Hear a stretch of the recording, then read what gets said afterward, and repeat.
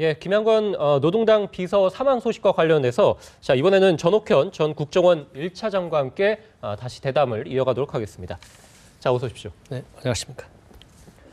자, 먼저 저희가 계속해서 지금 사망 소식을 전하고 있는데 지금 시청하고 계신 시청자분도 있을 거란 말이죠. 그래서 자, 먼저 어제 사망한 김양건 비서가 어떤 인물인지 먼저 간략하게 짚고 저희가 또 넘어가도록 하겠습니다. 예, 그렇습니다. 김양건이는 이제 현재로서는 우리 대남 관계에서 북한에서 가장 큰 정책 영향력을 가지고 있는 인물이다.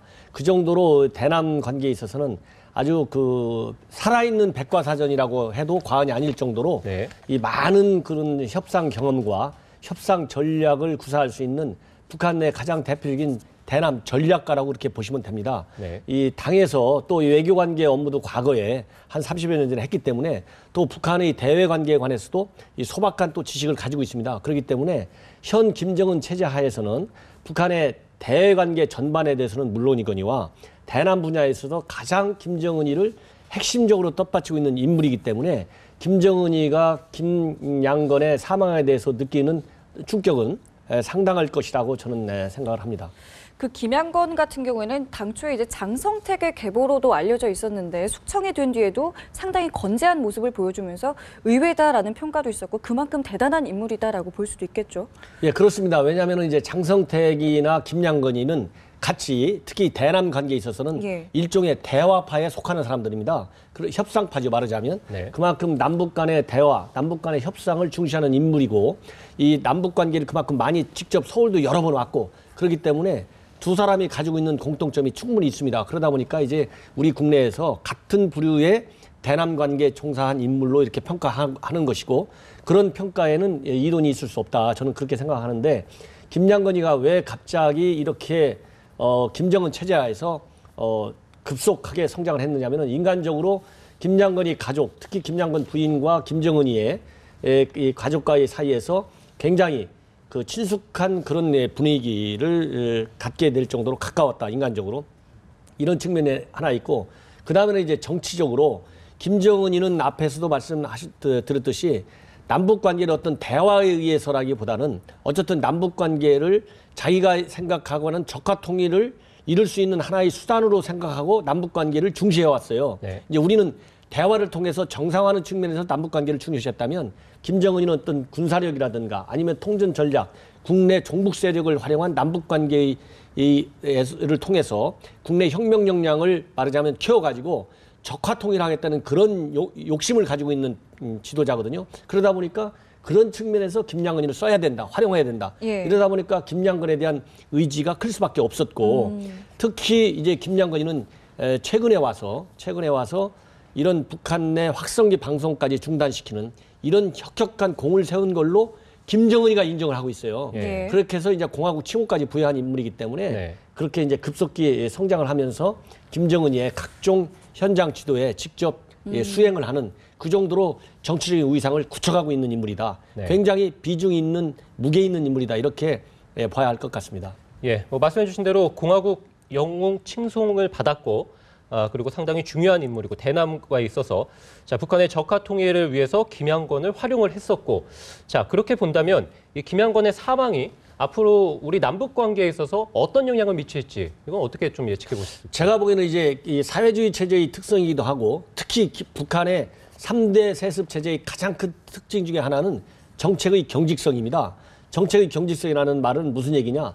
밑에서 전문가라 하더라도 테크노크라트라 하더라도 민주국가에서 자기가 가지고 있는 제대로 된 정책적인 아이디어를 최고 지도자에게 보고하기가 어려운 그런 아주 경직된 정책 환경을 가지고 있어요. 북한이 그중에서 가장 대표적인 나라입니다. 그렇기 때문에 김양건이가 이 남북 관계에서 이런 백과사전적인 많은 지식과 경험을 가지고 있다 하더라도 본인의 아이디어를 가지고 정책을 충분히 건의해서 정책을 집행하는 이런 사람이 아니고 김정은이가 가지고 있는 김정은 나름대로의 독특한 아주 특이한 남북관계 관에 의해서 김정은이가 지시를 하면 그 지시사항을 나름대로 김정은이한테 신뢰받을 수 있게 집행하는 그런 집행자의 역할이 더 크기 때문에 김양건이가 사망했다 하더라도 일정 수위에서의 어떤 인재의 손실한 측면은 있을지언정 남북관계를 운영하는 데 따른 김정은이가 어떤 정책의 영향 이런 거는 크지 않을 것이다. 그만큼 김정은 체제가 이 경직되어 있고 특히 김정은이는 어느 누구 말도 제대로 듣지 않는 자기 멋대로 정치를 하지 않습니까? 예. 이런 남북 관계는 더욱이 그렇죠. 그러다 보니까 지난 목함 지뢰 사건도 일으키고 준 전시상 때까지 선포해가지고 북한 주민들 앞에 TV를 통해서 나와가지고 주민 동원령을 내리고 이 정도로 전쟁 위기를 고조시킨 아주 호전적인 그런 인물이거든요. 그렇기 때문에 김양건이 사망했다는 남북관계의 영향은 별로 크지 않을 것이고 그리고 현재 이 김정은의 가장 큰 대남 관계의 특징은 대화를 중시하지 않습니다. 예. 김정은이는 현재 체제의 안정을 더 우선시하기 때문에 대화를 통한 체제의 안정보다는 핵 경제 병진 노선에 따른 체제의 안정을 추구하는 그런 인물이기 때문에 남북관계에서 군부와 같은 그런 강성 집단의 영향이 크지 김양과 같은 대화파의 입장은 크지 않다. 그런 측면에서도 남북관계에 미치는 영향은 장기적으로나 단기적으로 그렇게 크지 않다. 저는 그렇게 봅니다. 지금 말씀해 주신 거는 남북 관계에 관한 이야기고요. 그렇다면 이제 국제사회에서는 좀 이 문제가 어떻게 불거질지도 우려하는 부분도 있을 것 같은데요. 이제 국제사회에서는 이제 한 두 가지 측면에서 이제 볼 수가 있는데 예를 들어서 이제 김양건과 이제 최근에 고위사들이 몇 명 이제 사망했지 않습니까? 예. 그러면은 지금 김정은이가 조금 전에 여기 들어오기 전에 뉴스를 보니까 이제 본인이 직접 장례위원장까지 맡아서 이제 깊은 애도의 뜻을 표하는 이제 이런 모양을 쳤는데 이 하나는 이제 고위 인물의 이 사망에 따른 정상적인 국가 의전 차원에서의 장례를 치르는 이를 통해서 국제사회에 보여주고 싶은 메시지가 있고요. 이거는 이제 애도의 뜻을 나타내는 것이고 두 번째로는 김정은이는 현재 국제사회에서 인권 탄압하는 가장 나쁜 지도자로 낙인이 찍혀 있어요. 그래서 유엔에서도 이번에서 작년에 의해서 국제형사재판소에 회부해야 될 정도의 인물로 찍혀 있기 때문에 자기가 이렇게 인간적인 이런 사망에 대해서 굉장히 애도하고 있다, 슬퍼하고 있다. 그럼으로써 이 인권 문제에 관해서도 굉장히 배려하는 신중한 인물이라고를 나타내는 그럼으로써 인권 문제로부터 오는 국제적인 고립감을 탈피하고자 하는 그런 정치적인 계산도 같이 깔려 있기 때문에 이렇게 신속하게 보도해서 본인이 직접 장례위원장까지 맡고 나섰다.